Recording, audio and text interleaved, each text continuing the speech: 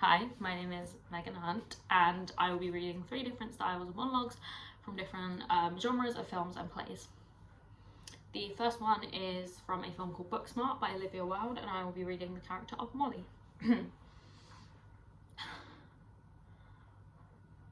This is fucked. We didn't party because we wanted to focus on school and get into good colleges. But the irresponsible people who partied also got into good colleges. They did both.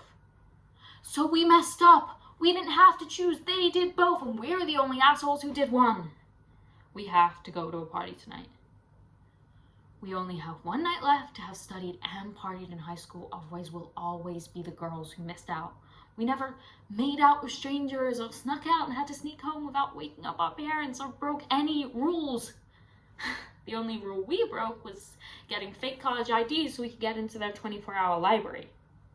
I'm serious, Amy. Everyone thinks we're these robots. They think all we care about is taking 1 million APs, getting into Yale, and editing law review at Georgetown, and clerking for a federal judge between junior and senior year before eventually being the youngest justice ever nominated to the Supreme Court of the United States. In my case. You get my point. No one knows we can be fun too. We're not two-dimensional. We're smart and fun. We have to do this. What took them 4 years, we're gonna do in one night. The next piece is from a film called Little Women, and I will be reading the part of Amy.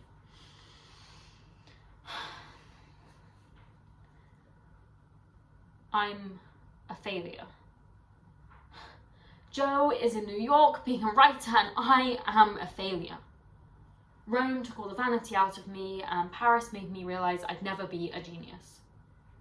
I'm giving up all my foolish artistic hopes. Talent isn't genius, and no amount of energy can make it so.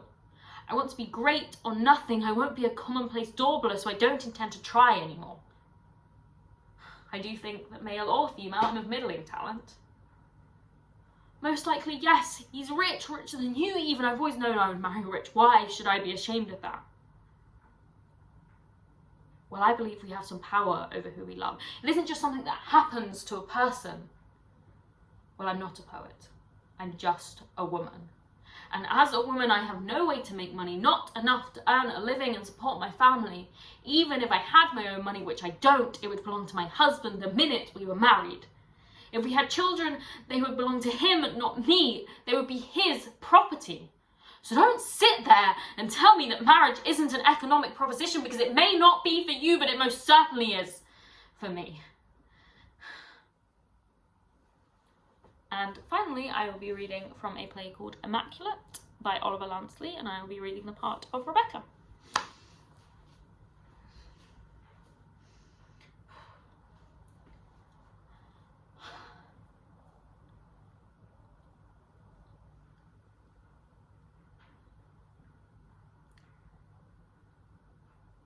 Look, Michael and I are together.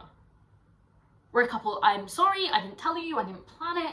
I was out and saw Michael and said hello, and we got to talking, and it came out that he'd always quite fancied me, but couldn't do anything about it, obviously, because we were best mates, and I said I quite fancied him too, which was why I was always a bit of a bitch towards him, because I think subconsciously I fancied him, and I always used to talk to Ed about him, and that's why Ed never wanted to come out of us in a foursome, because he thought I fancied Michael, which I didn't.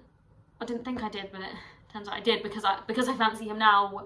Anyway, we weren't going to do anything because you two had just broken up, and I knew how pissed off you'd be, and then we said, well, maybe we should just have a kiss while we're both single, just to get it out of our system. So we had a kiss, and then the kiss carried on, and things, and we ended up having sex, and I'm not proud of it, but it was good. But then it was bad because the condom broke and I had to get the morning after pill, which was fucking awful, and I was terrified because I thought I was going to have a baby, and you know how much I fucking hate babies.